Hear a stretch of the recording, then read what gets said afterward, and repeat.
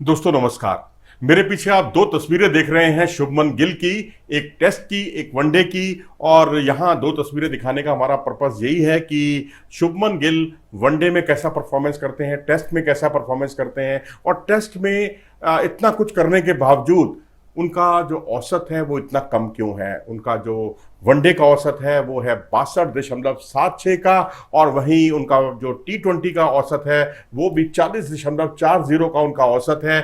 और वहीं अगर हम उनके टेस्ट क्रिकेट की बात करें तो 32.20 का महज उनका औसत है। इससे हम अंदाजा लगा सकते हैं कि ये खिलाड़ी थोड़ा स्ट्रगल करता है टेस्ट क्रिकेट में। बड़ी पारियां अगर कुछ खेली भी हैं तो कुछ एक सीरीज इनकी खराब भी गई हैं। अगर आप देखें तो इंग्लैंड के खिलाफ ये बहुत ज़्यादा सक्सेसफुल नहीं हो पाए हैं। इनका औसत जो है 18 रन प्रति पारी से भी कम का रहा है इंग्लैंड के खिलाफ टेस्ट क्रिकेट में। अगर ऐसा क्यों होता है आखिरकार, अब ये सवाल उठना बहुत लाजमी है। अब दरअसल क्या होता है कि जो स्विंग गेंदबाज हैं, जिनकी गेंदें अंदर की तरफ आती हैं, इनकमिंग बॉल होती हैं, इन स्विंगर के अलावा जो निप बेकर होती हैं बहुत तेजी से पड़कर जो अंदर की तरफ घुस जाती हैं, वहां पर भी थोड़ी सी उनको परेशानी होती है शुभमन गिल को, क्योंकि उनका जो बल्ला है वो जो है क्रॉस जाता है, शरीर से क्रॉस चला जाता है उनका बल्ला। तो वो थोड़ा सा उनके लिए परेशानी का सबब है। अगर आप साउथ अफ्रीका में देखें, वहाँ कागिसो रबाडा ने इनको बहुत परेशान किया, इंग्लैंड की ओर से एंडरसन ने इन्हें बहुत परेशान किया, और तो और काइल जेमिसन न्यूजीलैंड के खिलाड़ी, उन्होंने भी इनको बहुत परेशान किया है। और जो ट्रिगर मूवमेंट होती है उस पर थोड़ा ध्यान देने की जरूरत है। जब गेंद जो है रिलीज होती है उससे पहले आप जिस तरह से जो आपकी मूवमेंट होती है बॉडी की, उसमें कई बार आप कंफ्यूज हो जाते हैं कि आप आगे जाएं पीछे जाएं। कई बार थोड़ी सी माइनर सी इस पर थोड़ा सा उनको एडजस्टमेंट करने की जरूरत है।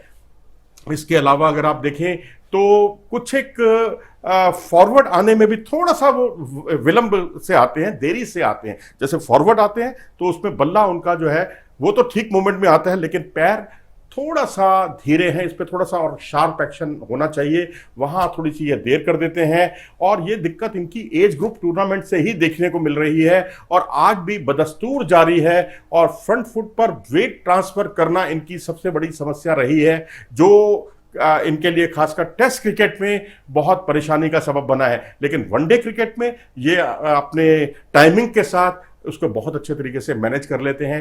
टेस्ट क्रिकेट में फील्ड प्लेसमेंट वगैरह उन सबको ध्यान में रखते हुए जिस तरह से ये शॉट्स खेलते हैं, वहाँ थोड़ी अंदर आती हुई गेंदें, बॉडी वेट ट्रांसफर, ये और ट्रिगर मूवमेंट, ये सारी चीज़ें इनके लिए थोड़ा सा परेशानी का सबब है शुभमन गिल के लिए। हालांकि स्टांस में बैलेंस बहुत ज़रूरी है। अगर आप देखेंगे तो ये कई बार पीछे जाते हैं, फिर थोड़ा सा आगे जाते हैं, बल्लों की पैरों के बीच में बहुत ज़्यादा गैप नहीं होता, और बहुत जल्दी बॉडी वेट ट्रांसफ़र करने की कोशिश करते हैं। लेकिन कई बार फॉरवर्ड आते हुए बॉडी वेट ट्रांसफर उतना नहीं हो पाता जितना कि शार्प होना चाहिए।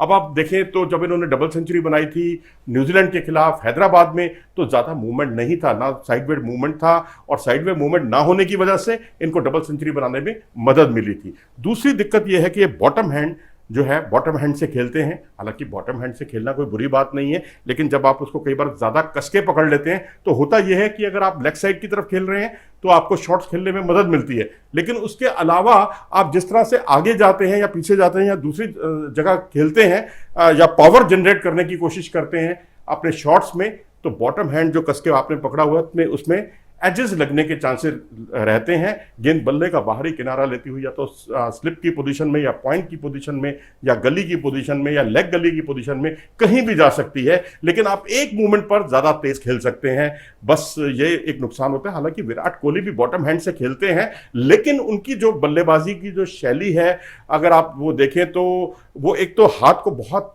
टाइट नहीं पकड़ते हैं, और उनका विराट का जो गेंद की लाइन है उस पर वो सही, उनका कंधा भी बिल्कुल सही आता है, और बहुत टेक्निकली बहुत साउंड है वो उस तरह से। तो मुझे लगता है आने वाले समय में शुभमन गिल भी अपनी इस कमी को सुधार लेंगे, और इंग्लैंड के खिलाफ जो खासकर मूवमेंट, जो साइडवे मूवमेंट होती है बॉलर की, उस पर इन्हें जो परेशानी आ रही है उस पर ये निजात पाएंगे। और ऐसा नहीं है कि इनको समस्याएं हैं।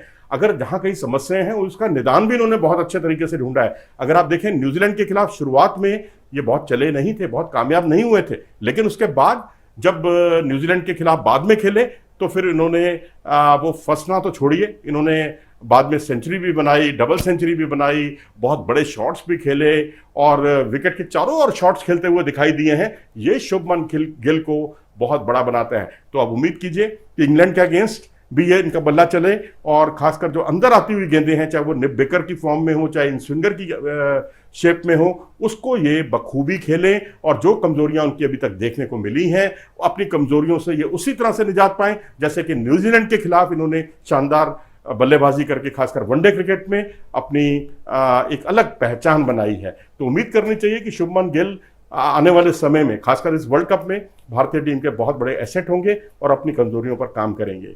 फिलहाल इस वीडियो में इतना ही। अगर आपको ये वीडियो पसंद आया हो तो इसे लाइक करें, चैनल को सब्सक्राइब भी करें। नमस्कार।